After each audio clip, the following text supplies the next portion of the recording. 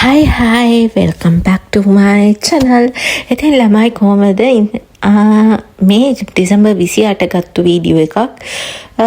මයි හබි බබයි මේ ගෝල්ෆේස් කානිවල් එකට යනවා.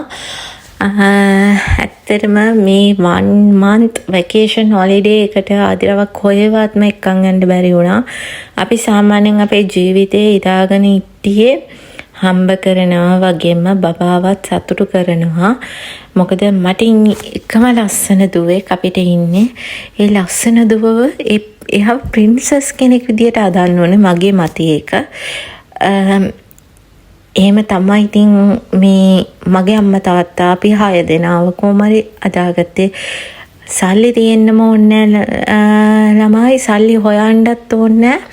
ළමයිව සතුටු කරන්න අපේ අම්මා තාත්තා සාමාන්‍යයෙන් අපි 6 දෙනාව අදාගත්තේ ඒ විදියට. සල්ලි හොය රොබොටික් ලයිෆ් එකට අපි 6 දෙනා කැමති නෑ. මේ කම්බ කරන්න ඕනේ, මේම කරන්න ඕනේ, මේම කරන්න ඕනේ, මේම කරන්න ඕනේ කියන ඒ ලයිෆ් ස්ටයිල් එකට කැමති නෑ. හම්බ කරනවා වගේම ජීවිතේ සතුටු වෙන්නත් ඕනේ. ඒකම නැත්තම් මේ ඒ ජීවිතේ වැඩක් නෑ. අපි විතරක් නෙවෙයි අපේ ෆැමිලි එකේ හැමෝම එහෙම තමයි හිතාගෙන අපි ජීවත් වෙන්නේ. ඉතින් මේ ලයිෆ් එක හරිම සෑල්ලුයි. සෑල්ලුයි කියන්නේ අපි ප්‍රැක්ටිකල් එක මොකක්ද කියලා තේරුම් අරගෙන ජීවත් වෙනවා.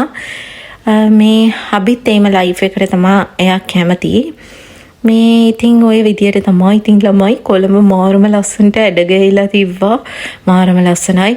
මං ඉතින් ආඩම්බරෙන් කියනවා මම කැතලික් වෙලා ඉපදිච්ච එක. මොකද මේ ලෝකෙම්ම මේ මුළු විශ්වයෙන්ම සමරන්න පුළුවන් එකම සෙලිබ්‍රේෂන් එක තමයි මේ ක්‍රිස්මස් කියන්නේ.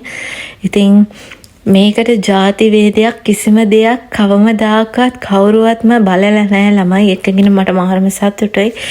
බෞද්ධ ආගම මිනිස්සු වෙන්න පුළුවන්. සමහර මං FB එකේ මේ චුටක් පෝස්ට් එහෙම දැකලා තියෙනවා මම බෞද්ධ වුණාට මං ක්‍රිස්මස් එකට ආදරේ කියලා. ඉතින් මුස්ලිම් අය වෙන්න පුළුවන්, හින්දු අය වෙන්න පුළුවන්. ඒ හැමෝම ළමයි මාර ආසාවෙන් සෙලිබ්‍රේට් කරන මේ සෙලිබ්‍රේෂන් එකක් තමයි මේ ක්‍රිස්මස් කියන්නේ. ඇත්තටම මට ඒක ගැන මාරම සතුටුයි.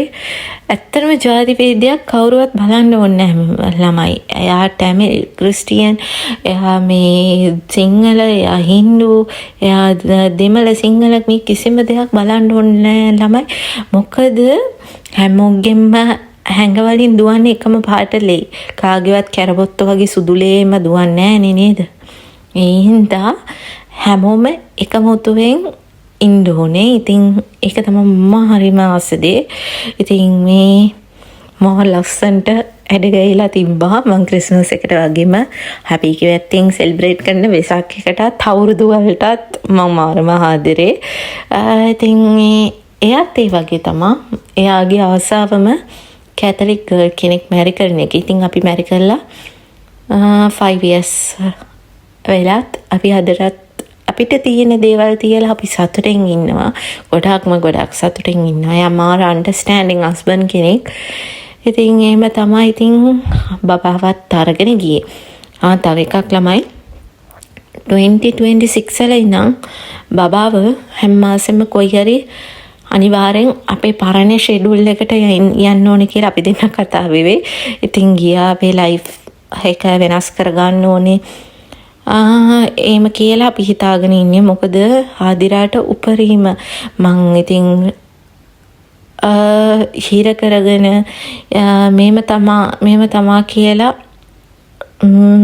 මගේ ළමයාව මේව කරන්නවාට මං කැමති නෑ.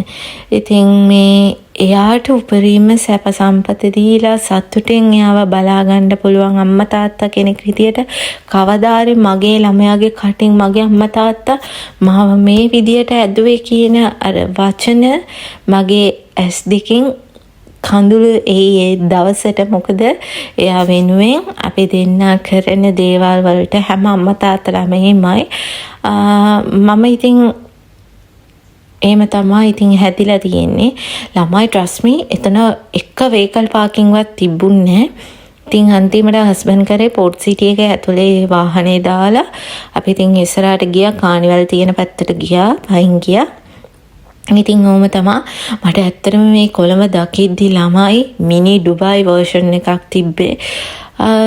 හස්බන්ඩ් එක ඩුබායි ඉන්න කාලේ අපි බීච් ගියා මේ වයිබ් එකක් මට එදාට ආවා. හැබැයි සෙනඟ ගොඩක් හරියටම ක්‍රවුඩඩ්.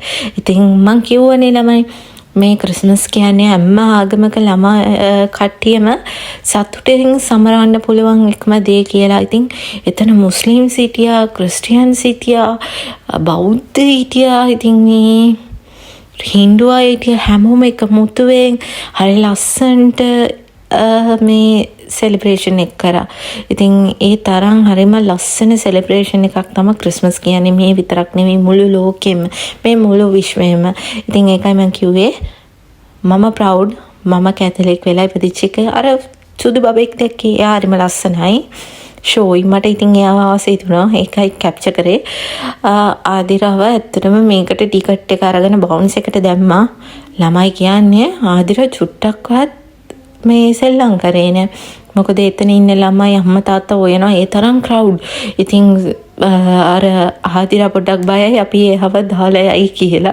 ඒ හින්දා එයා ඊට පස්සේ එළියට අරගෙන මේ ඔක්ටෝපස් තිබ්බා, ආයේ රොකට් එක තිබ්බා. මං කිව්වා ආදිරාව ඔක්ටෝපස් එකේ අරන් යමු කියලා. ඔළුව කැරකෙයිද දන්නේ. ඒ වුණාට මං හිතන්නේ එයාට ඒක ෂේප් වුණා කියලා. හස්බන්ඩ් එක තමයි ගියේ. ඇත්තටම ළමයි මට මේ දේවල් සෙට් නෑ. මොකද මට එක වමනට එනවා නැත්නම් ඔළුව කැරකෙනවා සහ මං හරි බයයි. පොඩි කාලේ නම් මං එහෙම. ඉතින් මං හරි බයයි. ඉතින් හස්බන්ඩ් නියාව පරිස්සමට චූටි මැනිකව අරන් ගියා. ඉතින් හාදිරාත් මං හිතන්නේ ඒකේ එන්ජොයි කරා, ඔක්ටෝපස් එකේ එන්ජොයි කරා කියන එක. ඉතින් ගොඩාක් කානිවල් එකේ හැම ගේම් එකක්ම සෙල්ලම් කරන්න ගියේ නෑ. මොකද ආදිරා පොඩ්ඩක් මං හිතන්නේ ක්‍රවුඩඩ්ව දැක්කම යා ෆීල් කරා අන්කම්ෆර්ටබල් විදියට. වෙන්දට අපි පාක් එක්කන් යනවා එහෙම. ඉතින් ඒ වල තියෙන සෙනගක් නෙවෙයි ආදිරා මේ දැක්කේ, ලොකු සෙනගක් දැක්කේ. ඉතින් මේ ඒ හින්දා එයාව වැඩි දේවල් වලට යට දාන්න එයාව දැම්මේ නෑ. එයා ඇඬුවත් එක්ක ගෙදර අන් කියලා. ඉතින් අපේ අම්මවනේ නිතරම ඔයන්නේ එයාට. ඉතින් එයාගේ අම්මම හිටියනම් ඇති. ඉතින් මෙතන බන්ස් තිබ්බා. අපි බන්ස් ගත්තේ නෑ. මොකද හස්බන්ඩ් කැමති නෑ ආදිරාට ඔය දේවල් අරන් දෙනවට. සහ ළමයි කියන්නේ නූඩල්ස් කප් දෙකක් අත්තා. ඉතින් ඒකත් ආදිරා කෑවේ නෑ.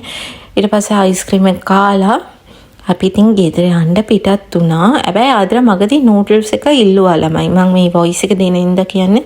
ඊට පස්සේ මං හස්බන්ඩ් කිව්වා එහෙනම් ගෙදර ගිහිල්ලා එයාට ගෙදරින්ම අදන නූඩල්ස් එක දෙන්න කියලා. මං ඒ රෑ එයාට අදලා දුන්නා නූඩල්ස් එක. මේ ළමයි අච්චාරුවකුත් ගත්තා. මට ඒක දැක්කම පොඩ්ඩක් ටෙම්ප්ටිං වුණා. මං අර දැන් මගේ කෑම්බීම ඔක්කොම පාලනය කරගෙන ඉන්නේ. මං කොහොමද ඉස්සරහින් නම් ගොඩක් කන්නේ බොන්නේ නැහැ. මට ඒක දැනෙන්න ඕනේ.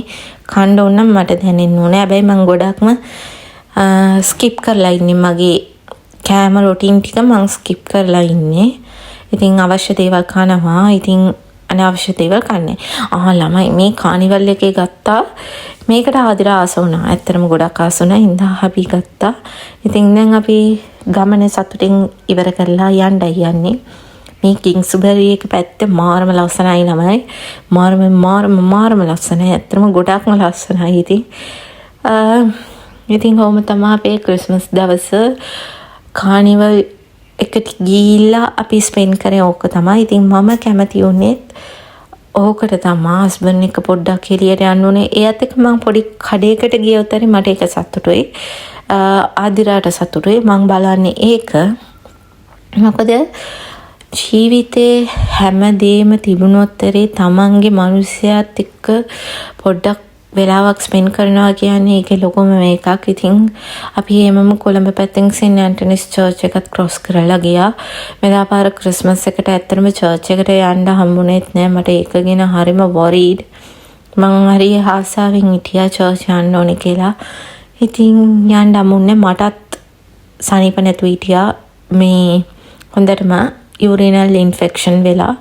හින්දා මේ ඉතින් අපේ next year ක්‍රිස්මස් එකට මාසෙකට යමු කියලා කතා වෙවි. මම අපේ කානිවල් ට්‍රැවල් එක කොහොමරි ඔය විදිහට එන් කරගත්තා. වීලු කරගෙන කතා කරගෙන සතුටින් එන් කරගත්තා. ඉතින් ළමයි ඉස්සරහට මං වීඩියෝස් ටිකක් කරන් එන්නම්. අනිවාර්යෙන් මගේ channel එක subscribe කරලා මට support ටික ලබා දෙන්න. මොකක් හරි අඩුපාඩුවක් තියෙනවා නම් ළමයි කියන්න. එහෙනම් take care, bye bye.